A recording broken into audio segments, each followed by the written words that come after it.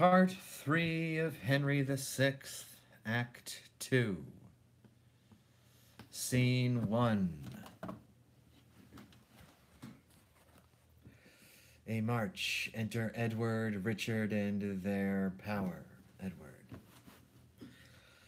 I wonder how our princely father escaped, or whether he be scaped away or no, from Clifford's and Northumberland's pursuit. Had he been taken, we should have heard the news. Had he been slain, we should have heard the news. Or had he escaped, methinks we should have heard the happy tidings of his good escape. How fares my brother? Why is he so sad? I cannot joy until I see 3 sons, 3 glorious sons, each one a perfect sun, not separated by the racking clouds, but severed in a pale, clear, shining sky. See, see, they join, embrace, and seem to kiss, as if they vowed some league inviolable. Now are they but one lamp, one light, one sun. In this the heaven figures some event. 'Tis wondrous strange, the like yet never heard of. I think it cites us, brother, to the field, that we, the sons of brave Plantagenet, each one already blazing by our meads, should notwithstanding join our lights together, and overshine the earth as this the world. Whatever it bodes, henceforward will I bear upon my target 3 fair shining sons. Nay, bear 3 daughters, by your leave I speak it, your love the breeder better than the male. But what art thou, whose heavy looks foretell some dreadful story hanging on thy tongue? Ah, one that was a woeful looker-on, when as the noble Duke of York was slain, your princely father and my loving lord. Oh, speak no more, for I have heard too much. Say how he died, for I will hear it all. Environed he was with many foes, and stood against them as the hope of Troy, against the Greeks that would have entered Troy.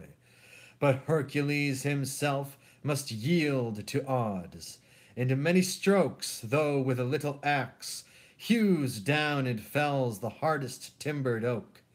By many hands your father was subdued, but only slaughtered by the ireful arm of unrelenting Clifford and the Queen, who crowned the gracious Duke in high despite, laughed in his face, and when with grief he wept, the ruthless Queen gave him to dry his cheeks a napkin steeped in the harmless blood of sweet young Rutland, by rough Clifford slain.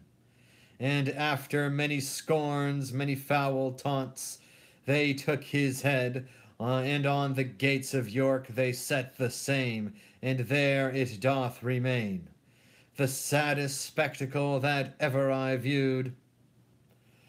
Sweet Duke of York, our prop to lean upon, now that thou art gone we have no staff, no stay. The flower of Europe for his chivalry, and treacherously hast thou vanquished him, for hand to hand he would have vanquished thee. Now my soul's palace is become a prison. Ah, would she break from hence, that this my body might in the ground be closed up in rest, for never henceforth shall I join again. Never, oh never, shall I see more joy. I cannot weep, for all my body's moisture scarce serves to quench my furnace burning heart, nor can my tongue unload my heart's great burthen, for self-same wind that I should speak withal is kindling coals that fires all my breast, and burns me up with flames that tears would quench. To weep is to make less the depth of grief. Tears then for babes, blows and revenge for me. Richard, I bear thy name, I'll venge thy death, or die renowned by attempting it. His name that valiant Duke hath left with thee, his dukedom and his chair with me is left. Nay, if thou be that princely eagle's bird, show thy descent by gazing 'gainst the sun. For chair and dukedom, throne and kingdom say, either that is thine, or else thou wert not his.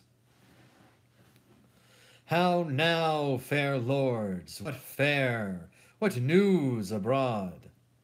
Great Lord of Warwick, if we should recompt our baleful news, and at each word's deliverance stab poignards in our flesh till all were told, the words would add more anguish than the wounds. O valiant lord, the Duke of York is slain. O Warwick, Warwick, that Plantagenet, which held thee dearly as his soul's redemption, is by the stern Lord Clifford done to death. 10 days ago I drowned these news in tears, and now to add more measure to your woes, I come to tell you things sith then befallen, after the bloody fray at Wakefield fought, where your brave father breathed his latest gasp. Tidings as swiftly as the posts could run were brought me of your loss and his depart. I, then in London, keeper of the king, mustered my soldiers, gathered flocks of friends, and very well appointed as I thought, marched towards St. Albans to intercept the queen, bearing the king in my behalf along. For by my scouts I was advertised that she was coming with a full intent to dash our late decree in Parliament, touching King Henry's oath and your succession. Short tale to make, we at St. Albans met, our battles joined, and both sides fiercely fought. But whether 'twas the coldness of the king, who looked full gently on his warlike queen, that robbed my soldiers of their heated spleen, or whether 'twas report of her success, or more than common fear of Clifford's rigor, who thunders to his captives' blood and death, I cannot judge, but to conclude with truth, their weapons like to lightning came and went, our soldiers like the night owl's lazy flight, or like an idle thresher with a flail, fell gently down as if they struck their friends. I cheered them up with justice of our cause, with promise of high pay and great rewards.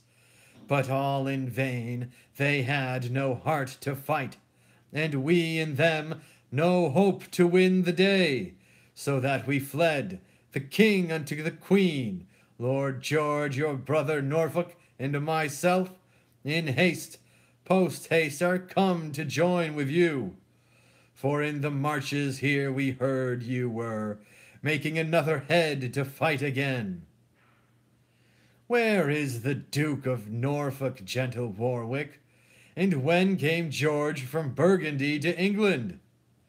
Some 6 miles off the Duke is with the soldiers, and for your brother he was lately sent from your kind aunt, Duchess of Burgundy, with aid of soldiers to this needful war.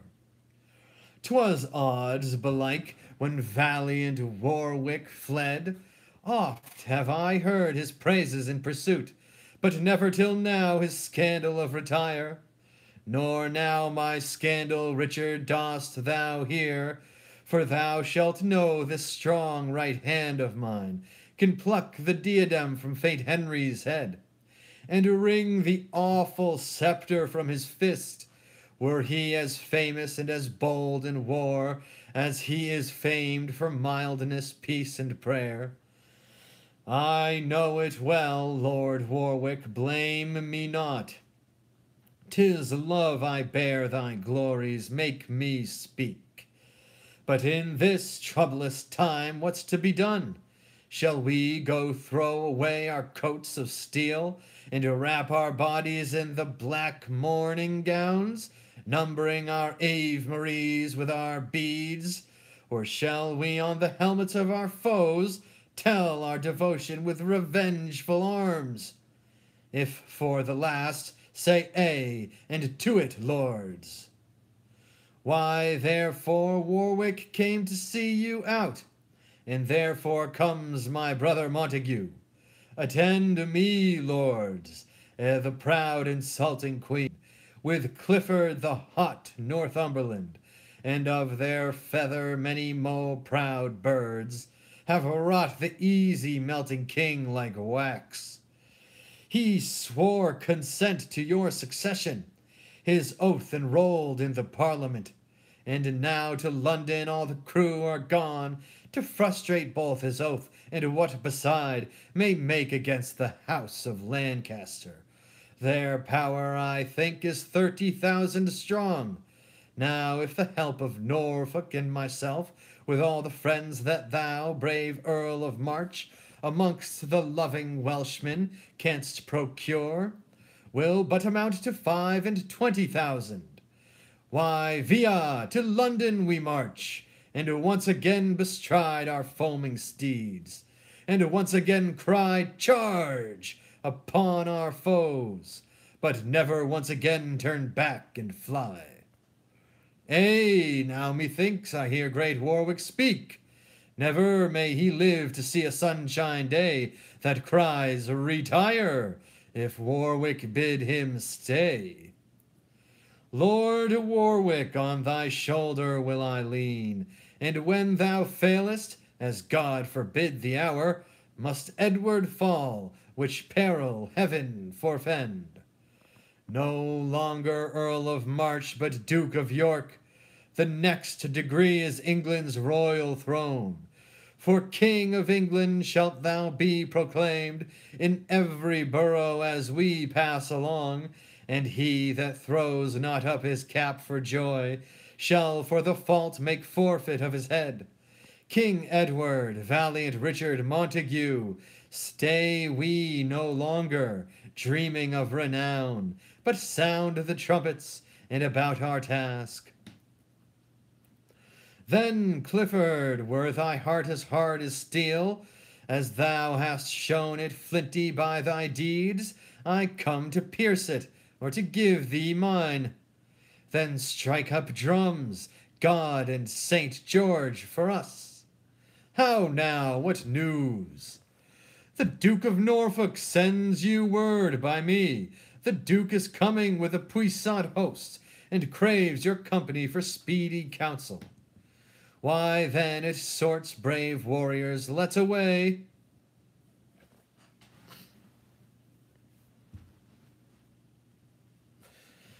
Scene 2, flourish, enter the King Henry, the Queen Margaret, Clifford, Northumberland, and young Prince Edward with a drum and trumpets.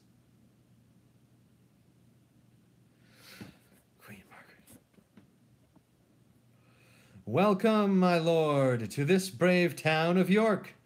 Yonder's the head of that arch-enemy that sought to be encompassed with your crown.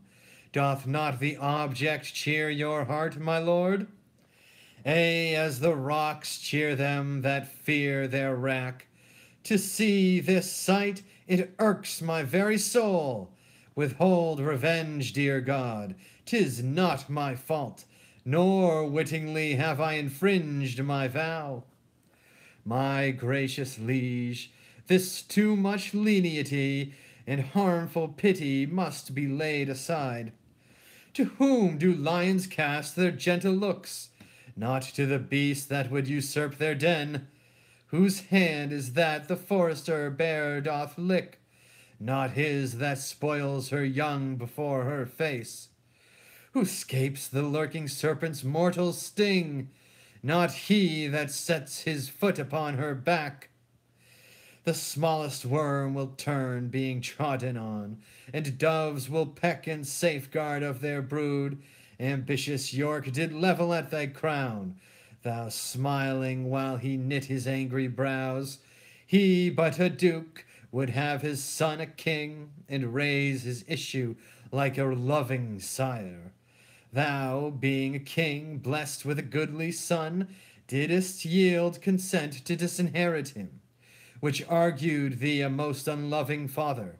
Unreasonable creatures feed their young, and though man's face be fearful to their eyes, yet in protection of their tender ones, who hath not seen them even with those wings, which sometime they have used with fearful flight, make war with him that climbed unto their nest, offering their own lives in their young's defense?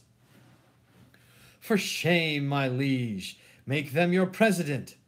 Were it not pity that this goodly boy should lose his birthright by his father's fault, and long hereafter say unto his child, what my great-grandfather and grandsire got, my careless father fondly gave away?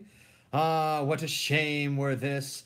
Look on the boy, and let his manly face, which promiseth successful fortune, steel thy melting heart to hold thine own and leave thine own with him. Full well hath Clifford played the orator, inferring arguments of mighty force. But Clifford, tell me, didst thou never hear that things ill got had ever bad success? And happy always was it for that son whose father for his hoarding went to hell.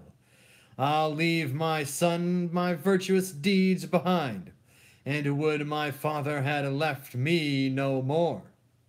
For all the rest is held at such a rate as brings 1,000-fold more care to keep than in possession any jot of pleasure.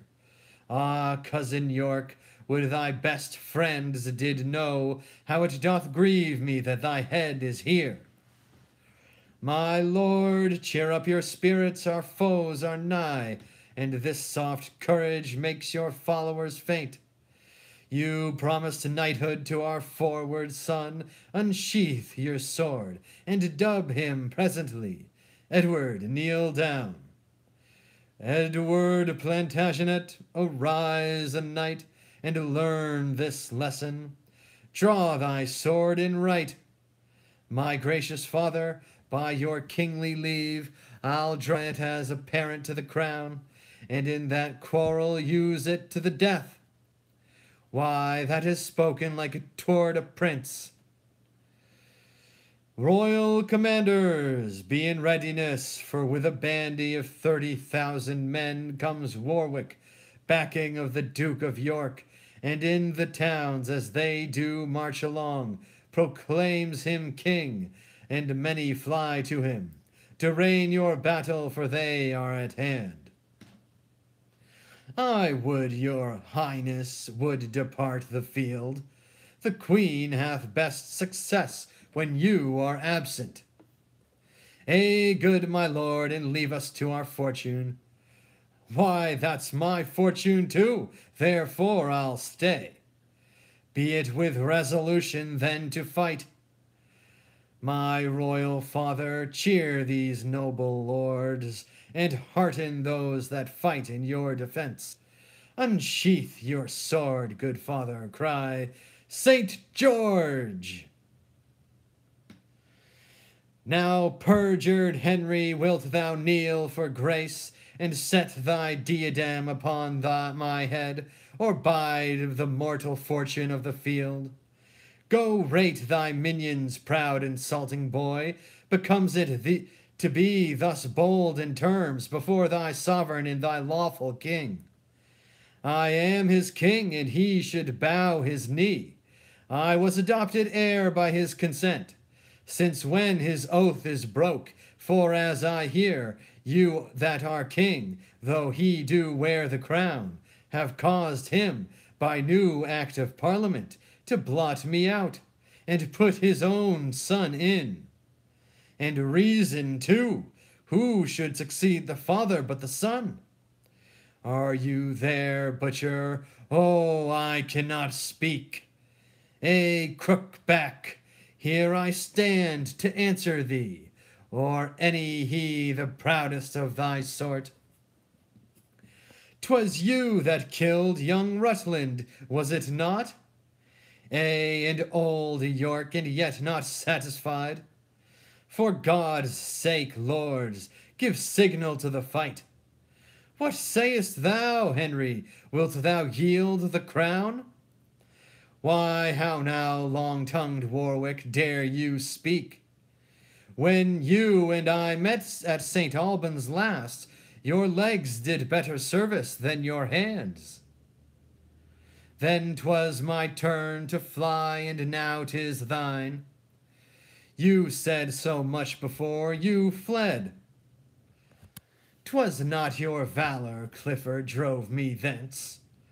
No, nor your manhood that durst make you stay. Northumberland, I hold thee reverently. Break off the parley, for scarce I can refrain the execution of my big swollen heart upon that Clifford, that cruel child killer.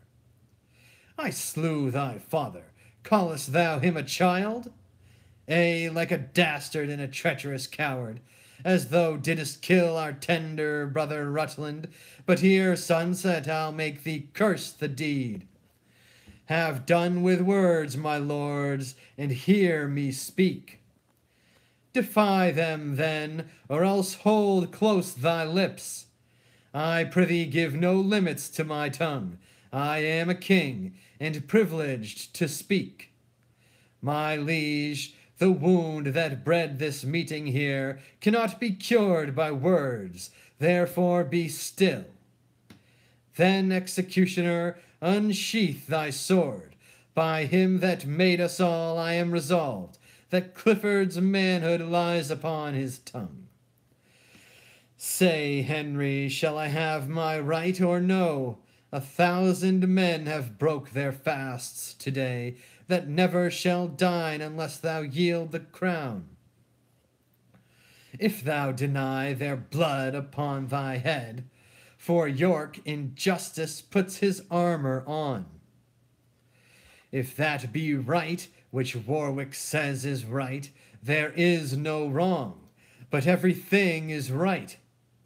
Whoever got thee, there my mother stands, for well I wot thou hast thy mother's tongue. But thou art neither like thy sire nor dam, but like a fowl misshapen stigmatic, marked by the destinies to be avoided, as venom toads or lizards' dreadful stings. Iron of Naples hid with the English guilt, whose father bears the title of a king, as if a channel should be called the sea. Shamest thou not, knowing whence thou art extraught, to let thy tongue detect thy base-born heart? A wisp of straw were worth 1,000 crowns, to make the shameless callet know herself.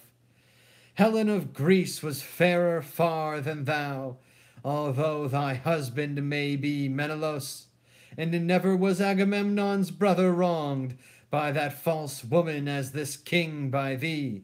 His father revelled in the heart of France, and tamed the king and made the dolphin stoop, and had he matched according to his state, he might have kept that glory to this day.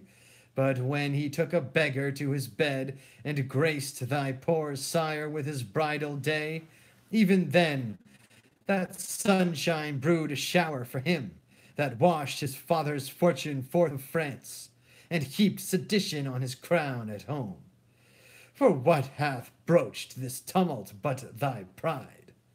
Hadst thou been meek, our title still had slept, and we, in pity of the gentle king, had slipped our claim until another age. But when we saw our sunshine made thy spring, and that thy summer bred us no increase, we set the axe to thy usurping root, And though the edge hath something hit ourselves, yet know thou, since we have begun to strike, we'll never leave till we have hewn thee down, or bathed thy growing with our heated bloods. And in this resolution I defy thee, not willing any longer conference, since thou deniedest the gentle king to speak. Sound trumpets, let our bloody colours wave, and either victory or else a grave. Stay, Edward. No wrangling woman will no longer stay. These words will cost 10,000 lives this day.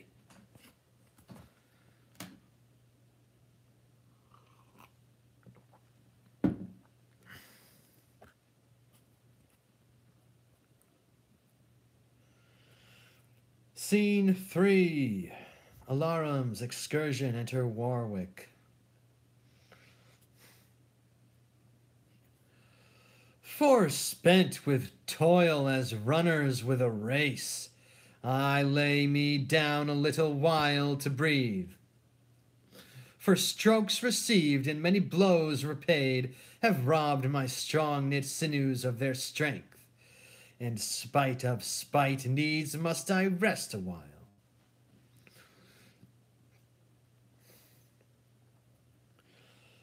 Smile, gentle heaven, or strike ungentle death, for this world frowns, and Edward's sun is clouded. How now, my lord, what hap, what hope of good? Our hap is loss, our hope but sad despair. Our ranks are broke and ruin follows us. What counsel give you? Whither shall we fly? Bootless is flight, they follow us with wings, and weak we are and cannot shun pursuit. Ah, Warwick, why hast thou withdrawn thyself? Thy brother's blood the thirsty earth hath drunk, broached with the steely point of Clifford's lance, and in the very pangs of death he cried, like to a dismal clangor heard from afar, Warwick, revenge, brother, revenge my death. So underneath the belly of their steeds, that stained their fetlocks in his smoking blood, the noble gentleman gave up the ghost. Then let the earth be drunken with our blood. I'll kill my horse, because I will not fly.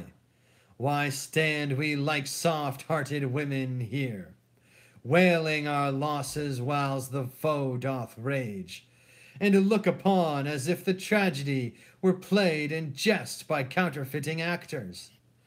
Here on my knee I vow to God above, I'll never pause again, never stand still, till either death hath closed these eyes of mine, or fortune given me measure of revenge.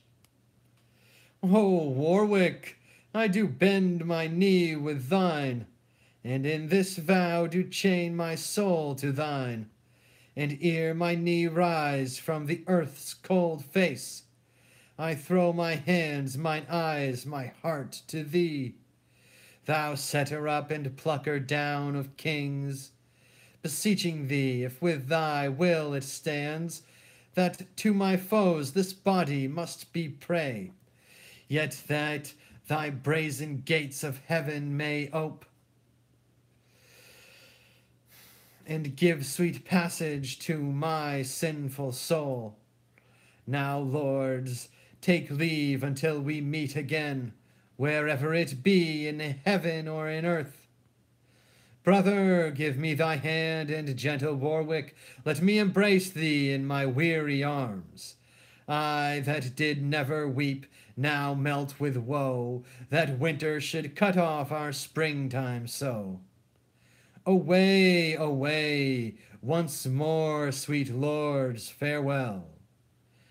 Yet let us all together to our troops, and given them to fly that will not stay, and call them pillars that will stand to us, and if we thrive, promise them such rewards as victors wear at the Olympian Games. This may plant courage in their quailing breasts, for yet is hope of life and victory. For slow no longer make we hence amain.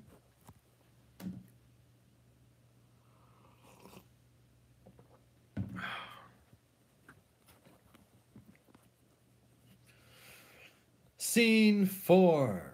Excursions. Enter Richard at one door and Clifford at the other. Richard. Now, Clifford, I have singled thee alone. Suppose this arm is for the Duke of York, and this for Rutland, both bound to revenge. Wert thou environed with a brazen wall? Now, Richard, I am with thee here alone. This is the hand that stabbed thy father York, and this the hand that slew thy brother Rutland. And here's the heart that triumphed.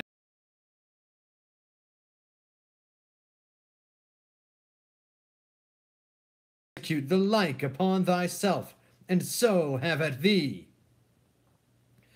Alarums, they fight. Warwick comes, Clifford dies. Richard.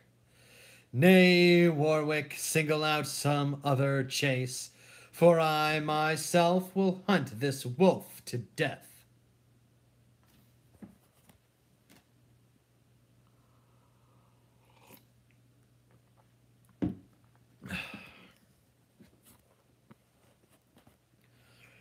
Scene 5. Alarum, enter King Henry alone. King Henry. This battle fares like to the morning's war, when dying clouds contend with growing light. What time the shepherd, blowing of his nails, can neither call it perfect day nor night. Now sways it this way like a mighty sea, forced by the tide to combat with the wind. Now sways it that way like the self-same sea, forced to retire by the fury of the wind. Sometime the flood prevails, and then the wind. Now one the better, then another best, both tugging to be victors, breast to breast. Yet neither conqueror nor conquered, so is the equal poise of this fell war. Here on this molehill will I sit me down. To whom God will, there be the victory. For Margaret, my queen, and Clifford, too, have chid me from the battle, swearing both they prosper best of all when I am thence. Would I were dead if God's good will were so, for what is in this world but grief and woe? O God, methinks it were a happy life, to be no better than an homely swain, to sit upon a hill as I do now, to carve out dials quaintly point by point, thereby to see the minutes how they run, how many makes the hour full complete, how many hours brings about the day, how many days will finish up the year, how many years a mortal man may live. When this is known, then to divide the times, so many hours must I tend my flock, so many hours must I take my rest, so many hours must I contemplate, so many hours must I sport myself, so many days my ewes have been with young, so many weeks ere the poor fools will ean, so many years ere I shall shear the fleece, so minutes, hours, days, months, and years passed over to the end they were created, would bring white hairs unto a quiet grave. Ah, what a life were this! How sweet, how lovely! Gives not the hawthorn bush a sweeter shade to shepherds looking on their silly sheep than doth a rich embroidered canopy to kings that fear their subjects' treachery? Oh, yes, it doth, 1,000-fold it doth, and to conclude the shepherd's homely curds, his cold thin drink out of his leather bottle, his wonted sleep under a fresh tree's shade, all which secure and sweetly he enjoys, is far beyond a prince's delicates, his viands sparkling in a golden cup, his body couched in a curious bed, when care, mistrust, and treason waits on him. Alarum, and her son that hath killed his father at one door, dragging in the dead body. Son. Out blows the wind that profits nobody. This man whom hand to hand I slew in fight may be possessed with some store of crowns, and I that haply take them from him now may yet ere night yield both my life and them to some man else, as this dead man doth me. Whose this, O God? It is my father's face, whom in this conflict I unwares have killed. O heavy times, begetting such events! From London by the king was I pressed forth, my father being the Earl of Warwick's man, come on the part of York, pressed by his master. And I, who at his hands received my life, have by my hands of life bereaved him. Pardon me, God, I knew not what I did, and pardon, Father, for I knew not thee. My tears shall wipe away these bloody marks, and no more words till they have flowed their fill. O piteous spectacle, O bloody times! While lions war and battle for their dens, poor harmless lambs abide their enmity. Weep, wretched man, I'll aid thee tear for tear, and let our hearts and eyes, like civil war, be blind with tears and break overcharged with grief. Enter a father that hath killed his son, and at another door bearing of his son. Father. Thou that so stoutly hath resisted me, give me thy gold, if thou hast any gold, for I have bought it with 100 blows. But let me see, is this our foeman's face? Ah, no, no, no, it is mine only son. Ah, boy, if any life be left in thee, throw up thine eye. See, see, what showers arise, blown with the windy tempest of my heart, upon thy wounds that kills mine eye and heart. Oh, pity, God, this miserable age, what stratagems, how fell, how butcherly, erroneous, mutinous, and unnatural, this deadly quarrel daily doth beget. O boy, thy father gave thee life too soon, and hath bereft thee of thy life too late. Woe above woe, grief more than common grief. Oh, that my death would stay these ruthful deeds. Oh, pity, pity, gentle heaven, pity. The red rose and the white are on his face, the fatal colors of our striving houses. The one his purple blood right well resembles, the other his pale cheeks methinks presenteth. Wither one rose, and let the other flourish. If you contend, 1,000 lives must wither. How will my mother for a father's death take on with me, and never be satisfied? How will my life for slaughter of my son shed seas of tears and never be satisfied? How will the country for these woeful chances misthink the king, and not be satisfied? Was ever son so rued a father's death?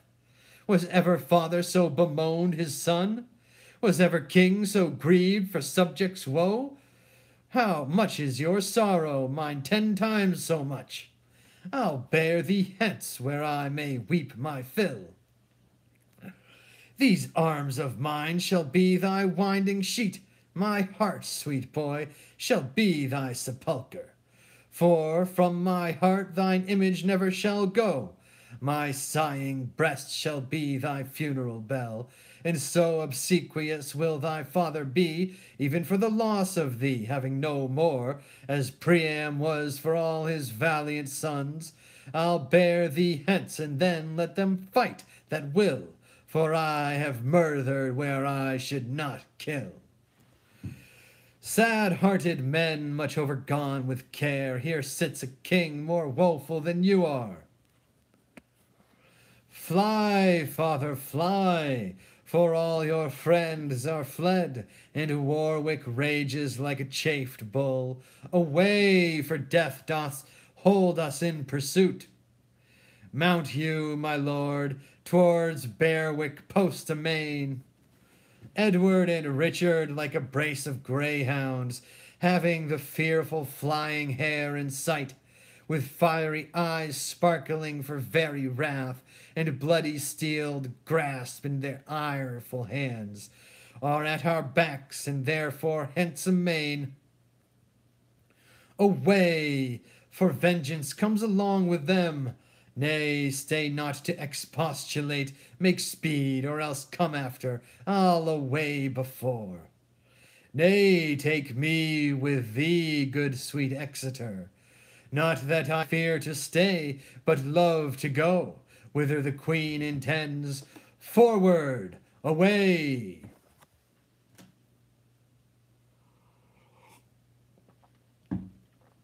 Scene 6. A loud alarum. Enter Clifford, wounded with an arrow in his neck. Clifford. Here burns my candle out, here it dies, which whiles it lasted gave King Henry light. O Lancaster, I fear thy overthrow more than my body's parting with my soul. My love and fear glued many friends to thee, and now I fall. Thy tough commixtures melts, impairing Henry, strengthening misproud York. The common people swarm like summer flies, and whither fly the gnats but to the sun? And who shines now but Henry's enemies? O Phoebus! Hadst thou never given consent that Phaeton should check thy fiery steeds, thy burning car never had scorched the earth, and Henry hadst thou swayed as kings should do, or as thy father and his father did, giving no ground unto the house of York, they never then had sprung like summer flies. I and 10,000 in this luckless realm had left no mourning widows for our death, and thou this day hadst kept thy chair in peace.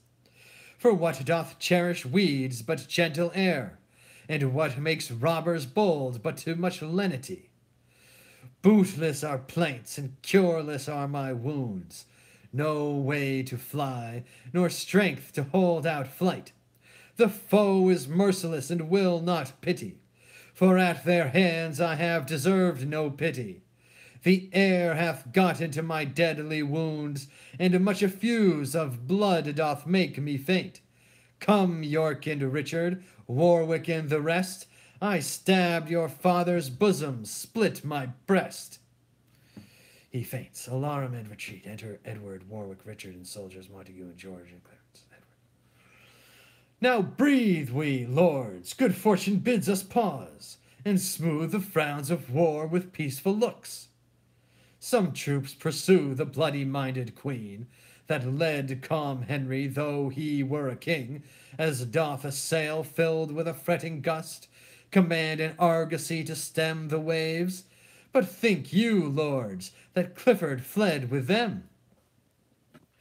No, 'tis impossible he should escape, for, though before his face I speak the words, your brother Richard marked him for the grave, and wheresoever he is, he's surely dead. Clifford groans, then dies. Richard. Whose soul is that which takes her heavy leave? A deadly groan, like life and death's departing. See who it is. And now the battle's ended. If friend or foe, let him be gently used. Revoke that doom of mercy, for 'tis flickered, Clifford, who, not contented that he lopped the branch in hewing Rutland when his leaves put forth, but set his murthering knife unto the root, from whence that tender spray did sweetly spring, I mean our princely father, Duke of York, from off the gates of York fetched down the head, your father's head, which Clifford placed there, instead whereof let this supply the room. Measure for measure must be answered. Bring forth that fatal screech owl to our house, that nothing sung but death to us and ours. Now death shall stop this dismal threatening sound, and his ill-boding tongue no more shall speak. I think his understanding is bereft. Speak, Clifford, dost thou know who speaks to thee?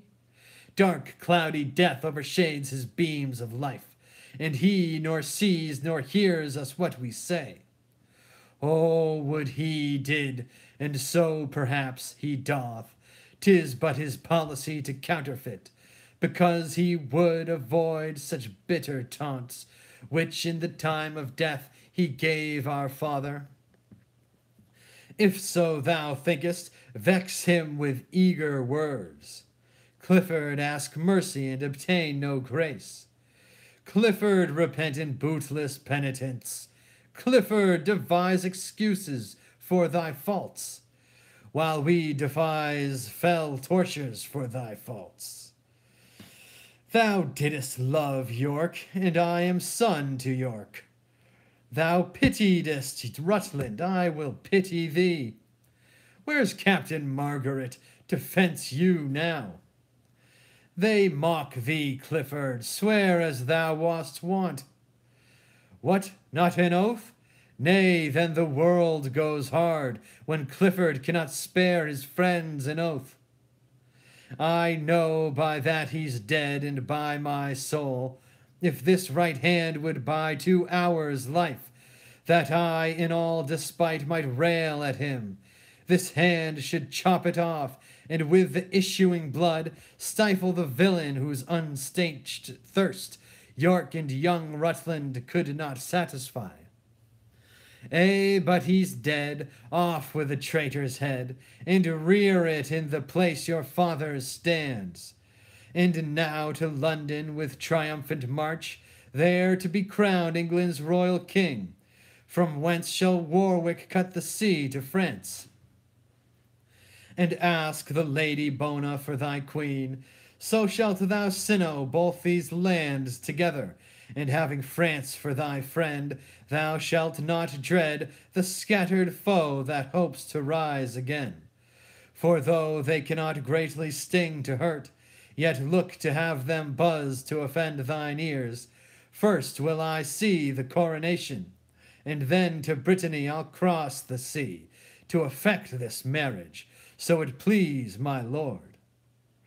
Even as thou wilt, sweet Warwick, let it be, for in thy shoulder do I build my seat, and never will I undertake the thing wherein thy counsel and consent is wanting. Richard, I will create thee Duke of Gloucester, and George of Clarence, Warwick as ourself, shall do and undo as him pleaseth best.